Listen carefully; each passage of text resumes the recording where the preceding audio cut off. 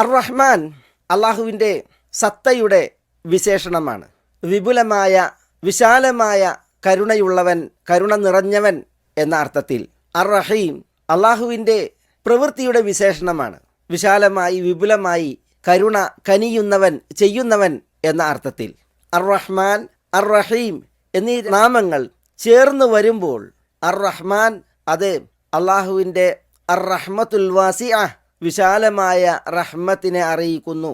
അർ റഹീം അള്ളാഹുവിൻ്റെ അർ റഹ്മത്തുൽ വാസില അള്ളാഹു കനിയുന്ന റഹ്മത്തിനെ അറിയിക്കുന്നു. അർ റഹ്മത്തുൽ വാസിഅയും അർ റഹ്മത്തുൽ വാസിലയും അള്ളാഹുവിനെ അറിയിക്കുന്ന രണ്ട് നാമങ്ങളാണ്. ചേർന്ന് വരുമ്പോൾ അർ റഹ്മാനും അർ റഹീമും. റബ്ബുക്കും ദൂ റഹ്മത്തിൻ വാസിഅ, നിങ്ങളുടെ റബ്ബ് വിശാലമായ റഹ്മത്തുള്ളവനാകുന്നു. വറഹ്മതി വസിഅത് കുല്ല ഷൈഇൻ, എൻ്റെ റഹ്മത്ത് എല്ലാത്തിനും വിപുലമായി വിശാലമായി വർത്തിക്കുന്നു. കതബ അലാ നഫ്സിഹി റഹ്മ, സ്വന്തത്തിൽ റഹ്മത്ത് വിധിച്ചവനാണ് അല്ലാഹു സുബ്ഹാനഹു വ തആല. അങ്ങനെയുള്ളവനാണ് അർ റഹ്മാനായ അല്ലാഹു സുബ്ഹാനഹു വ തആല. അതുകൊണ്ട് തന്നെ ഈ ഒരു നാമം അർ റഹ്മാൻ എന്ന നാമം അള്ളാഹ് എന്ന നാമം പോലെ അള്ളാഹുവിന് പ്രത്യേകമായുള്ള നാമമാണ്. അള്ളാഹ് എന്ന നാമം കഴിഞ്ഞാൽ പല പ്രാമാണികരും അള്ളാഹുവിന് രണ്ടാമതെണ്ണിയ നാമം അർ റഹ്മാൻ എന്നുള്ളതാണ്. ഒരാൾക്കും പേര് വെക്കൽ പോലും അനുവദനീയമല്ലാത്ത നാമമാണ് അർ റഹ്മാൻ എന്നുള്ളത്. ഖുലിദുല്ലാഹ അവിദുർ റഹ്മാൻ, നിങ്ങൾ അള്ളാഹ് എന്ന് ദുആ ചെയ്തോളൂ, അർ റഹ്മാൻ എന്ന് ദുആ ചെയ്തോളൂ എന്ന് അള്ളാഹു സുബ്ഹാനഹു വ തആല പറഞ്ഞില്ലേ. അള്ളാഹ് എന്ന അള്ളാഹുവിൻ്റെ നാമത്തെ പോലെ അള്ളാഹുവെ വിളിക്കാൻ അള്ളാഹു നിശ്ചയിച്ച പറഞ്ഞ നാമമാണ് അർ റഹ്മാൻ എന്നുള്ള ഈ ഒരു നാമം. ചരിത്രത്തിൽ അൽ കെദ്ദാബ് എന്ന് വിശേഷിപ്പിക്കപ്പെട്ട ഒരു ക്രൂരനാണ്, ഒരു വ്യാജവാദിയാണ് ഉള്ളത്. അതാരാണ്? അതെന്തുകൊണ്ടാണ്? അതാണ് മുസൈലിമത്തുൽ കെദ്ദാബ്, പെരുങ്കള്ളൻ മുസൈലിമ. എന്തുകൊണ്ടാണ് മുസൈലിമ അൽ കെദ്ദാബായത്? അവൻ തന്നെക്കുറിച്ച് റഹ്മാൻ എന്ന് ജൽപ്പിച്ചു. റഹ്മാനുൽ യമാമ, യമാമയിലെ റഹ്മാൻ താൻ എന്ന് പറഞ്ഞപ്പോൾ അവൻ എന്നേക്കുമായി അൽ കെദ്ദാബ് എന്ന് വിശേഷിപ്പിക്കപ്പെട്ടു. മുസൈലിമത്തുൽ കെദ്ദാബാണ് അൽ കെദ്ദാബ്. ബനു ഹനീഫ ഗോത്രക്കാരനായ മുസൈലിമത്തുൽ കെദ്ദാബ് മുസൈലിമത്തുൽ ഹനഫി ആയിരുന്നു.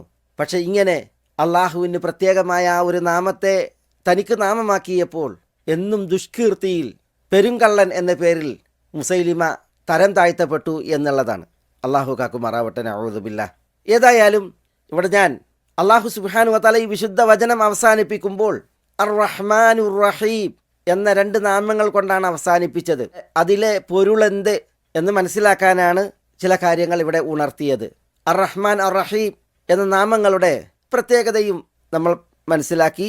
വിശദമായി നമ്മൾ മുമ്പ് മനസ്സിലാക്കിയതിനാൽ അതിൽ ഇനി കൂടുതൽ കാര്യങ്ങൾ വിസ്തരിക്കുന്നില്ല.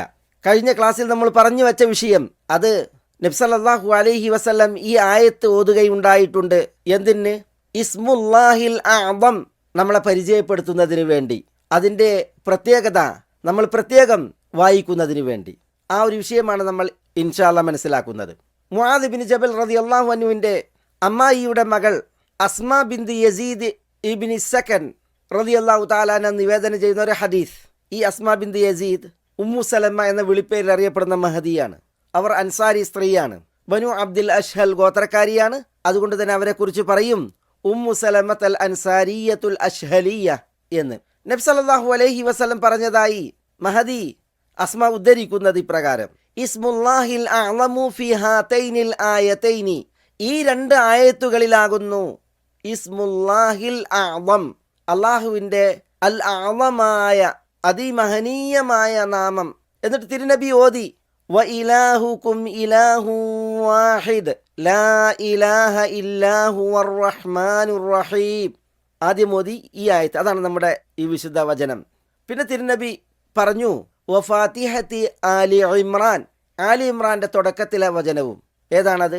അലിഫ് ലാം മീം അല്ലാഹു ലാ ഇലാഹ ഇല്ലാ ഹുവൽ ഹയ്യുൽ ഖയ്യൂം. പണ്ഡിതന്മാർ പറഞ്ഞു ഇസ്മുല്ലാഹിൽ അഅ്ളമിനെ നബി സല്ലല്ലാഹു അലൈഹി വസല്ലം ഇവിടെ പരിചയപ്പെടുത്തി ഈ രണ്ടായത്തുകളിൽ. ഒന്നാമത്തെ ആയത്തിൽ അർ റഹ്മാനുർ റഹീം എന്നുള്ളതാണ് ഇസ്മുല്ലാഹിൽ അഅ്ളം.